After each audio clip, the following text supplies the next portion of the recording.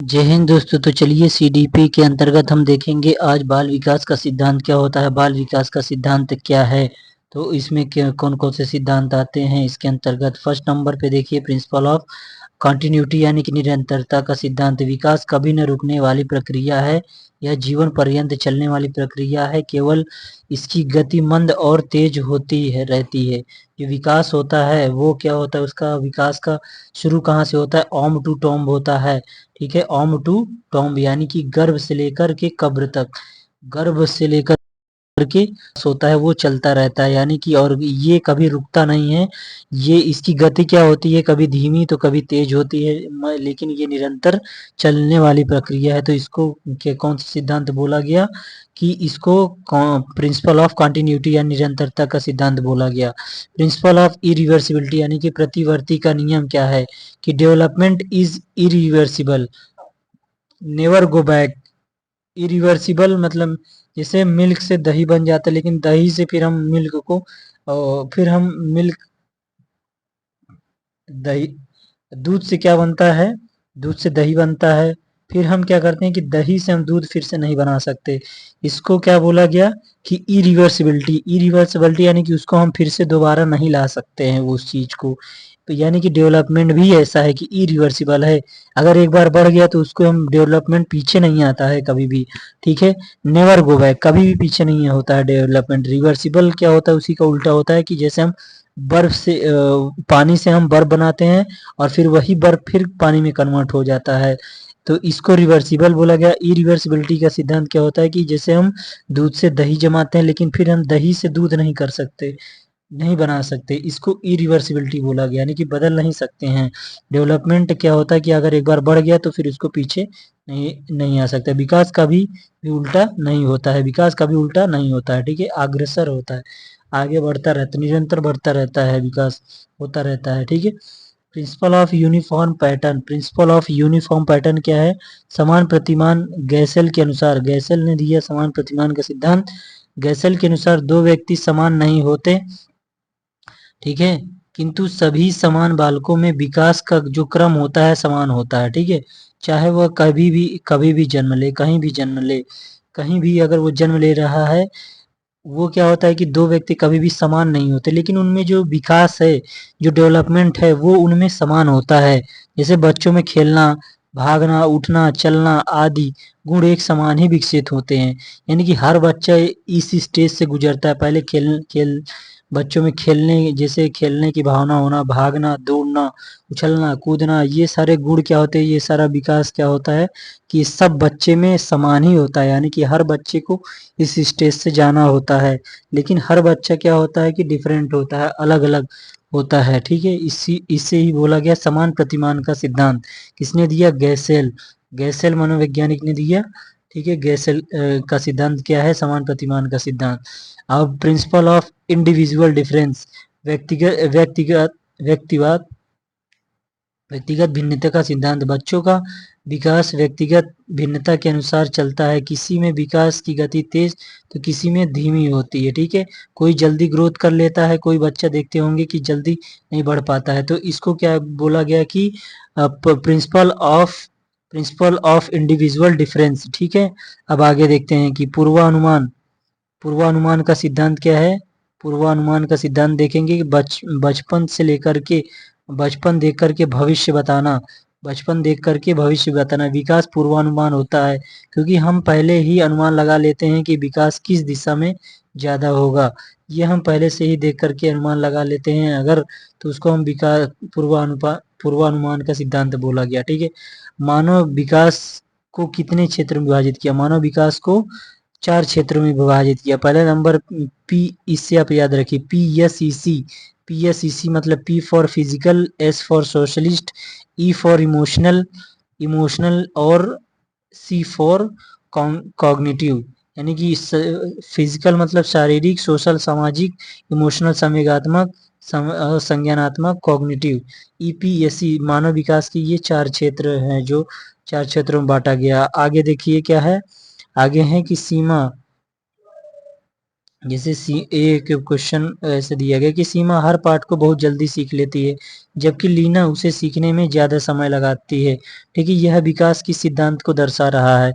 यह विकास के किस सिद्धांत को दर्शा रहा है? व्यक्तिगत भिन्नता क्या, यानी कि जो हमारा इंडिविजुअल डिफरेंस है उसको दर्शा रहा है कि हर व्यक्ति में सीखने की क्षमता अलग अलग होती है, हर व्यक्ति में विकास अलग अलग होता है। ठीक है, विकास कहाँ से शुरू होता है? ओम टू टोम अगर पूछा जाएगा, विकास कहाँ से शुरू होता है, तो प्रसव पूर्व अवस्था से लेकर के कब्र तक।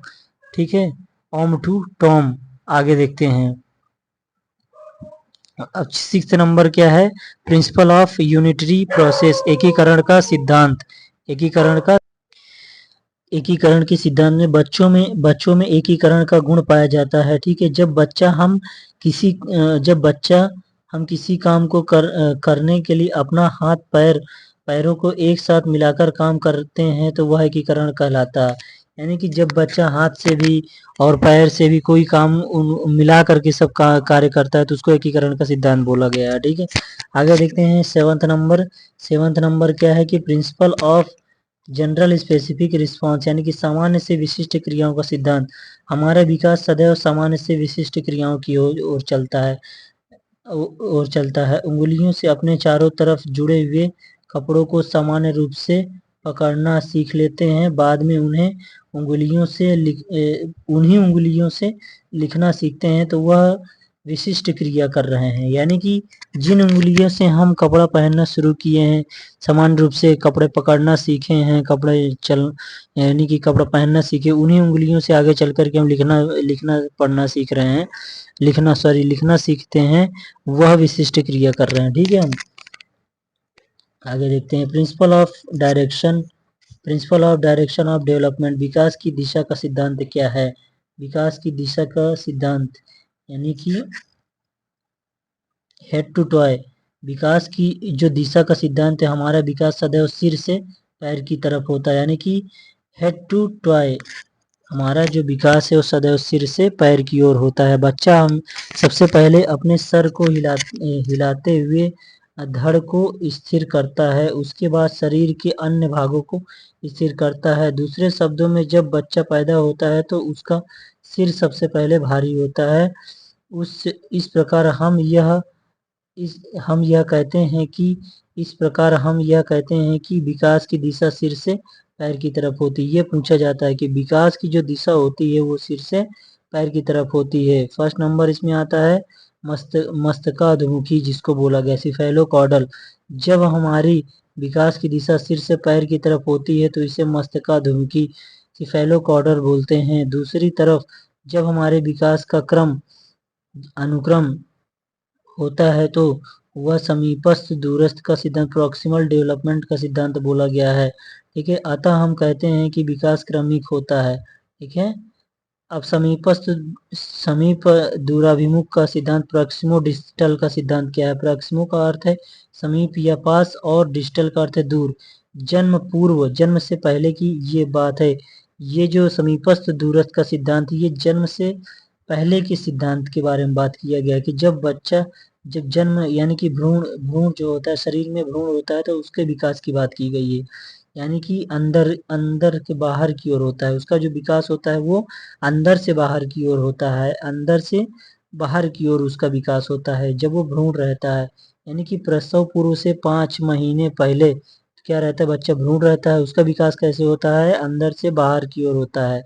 और ठीक है, इसको बोला गया समीपस्थ दूरस्थ का सिद्धांत, समीप दूराभिमुख यानी कि समीपस्थ दूरस्थ का सिद्धांत बोला गया, प्रैक्सिमो डिस्टल सिद्धांत बोला गया। और जो हमारा मस्तकाधुमुखी सिद्धांत है सेफेलोकॉर्डल, वो किधर होता है? मस्तिष्क से पैर की ओर होता है। वो हमारा विकास किधर होता है? मस्तिष्क से पैर की ओर। और समीप दूराभिमुख का सिद्धांत प्रैक्सिमो डिस्टल का क्या होता है कि जो भ्रूण में बच्चा रहता है तब उसका बाहर की ओर उसका विकास होता है, भ्रूण से अंदर से बाहर की ओर विकास होता है, समीप दूराभिमुख विकास कहते हैं।